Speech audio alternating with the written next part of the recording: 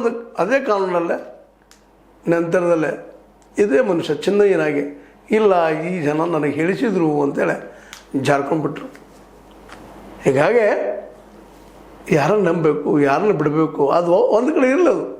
ಆದರೆ ಇಲ್ಲಿ ಸತ್ಯ ಸುಳ್ಳ, ಭೂಮಿಗಳ ಹಗರಣ ಆಗಿ ಸುಳ್ಳ, ಹೆಣ್ಣು ಮಕ್ಕಳ ಮೇಲೆ ಅತ್ಯಾಚಾರ ಆಗಿ ಸುಳ್ಳ, ಅನಾಥ ಶವಗಳು ಬಿದ್ದು ಗೊತ್ತಿಲ್ಲ ಅದು ಮುಚ್ಚೋಗಿದ್ದು ಸುಳ್ಳ. ಯಾವುದು ಸುಳ್ಳು ರೀ? ಇದಕ್ಕೆ ಯಾರು ಕಾರಣರು? ಸಿಗ್ತಾನ ಇಲ್ಲ. ನಿಜವಾಗಿ ಇದು ಎಲ್ಲರೂ ಆಶ್ಚರ್ಯಪಡುವಂಥ ವಿಷಯ.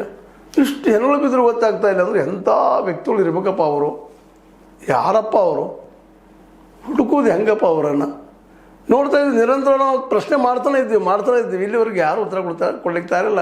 ಅದರ ಬದಲಾಗಿ ಯಾರು ಪ್ರಶ್ನೆ ಮಾಡ್ತಾರೋ ಅವರನ್ನು ದೋಷಿಯನ್ನಾಗಿ, ಅವರನ್ನು ಅಪರಾಧಿಯನ್ನಾಗಿ ಮಾಡೋದ ಪ್ರಯತ್ನಗಳು ಸಾಕಷ್ಟು ನಡೆದಿದ್ದಾವೆ. ಅದಕ್ಕೆ ಉದಾಹರಣೆ ತಿಮರೋಡಿ, ಚಿನ್ನಯ್ಯ, ಇವರೇ ಇವತ್ತು ಆರೋಪಿಗಳು. ಆ 6 ಜನ ಇದ್ದಾರೆ ಅವರು, ಇವರಪ್ಪ ಅಂತ ಹೇಳ್ತಾಯಿದ್ರು. ಏನು ಪ್ರಶ್ನೆ ಮಾಡಿದ್ರಲ್ಲ, ಅಷ್ಟೇ ಆಗಿರೋ ಒಬ್ಬ ಯಾವುದೋ ಮಹಾಶಯ ಬಂದ ತನ್ನ ಸೊಸಿ ಸಣ್ಣ ವಯಸ್ಸಿನ ಹುಡುಗಿ ಸೌಜನ್ಯಳ ಮೇಲೆ ವಿಠಲ ಗೌಡನ್ನ ರೇಪ್ ಮಾಡಿ ಕೊಂದ ಅನ್ನೋಷ್ಟು ಮಟ್ಟಿಗೆ ಮಾತಾಡಿದರು.